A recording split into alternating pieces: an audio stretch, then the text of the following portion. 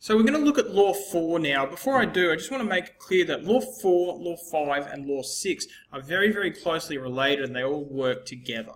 So we're going to look at Law 4, we're going to learn it quickly, then Law 5, then Law 6, and you can put it all together and start doing some cool stuff with them. So Law 4 says that a to the power of m, in brackets, to the power of n equals a to the power of m times n. Now you need to be careful because some people get confused here. Remember that a to the power of m times a to the power of n equals a to the power of m plus n, m. Some people get a bit confused here and start putting multiplies in here or pluses in here. This is for if you're multiplying two together.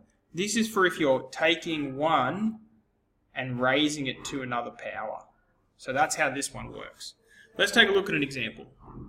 X to the power of 3 to the power of 4, that's equal to x to the power of 3 times 4, and that's equal to x to the power of 12. Very, very straightforward. Before we go on, it's worth noting that you're not limited to whole numbers here. Anything would work. For instance, y to the power of 0.5, all raised to the power of a quarter. Now that's going to be equal to y to the power of 0.5 times 1/4. And if you put that in your calculator, you'll get y to the power of 1/8. You can do that as a decimal as well if you want. Okay, that's index Law 4. I know we're not covering it in a great deal because we need Law 5 and Law 6 before we can do some cool stuff with it.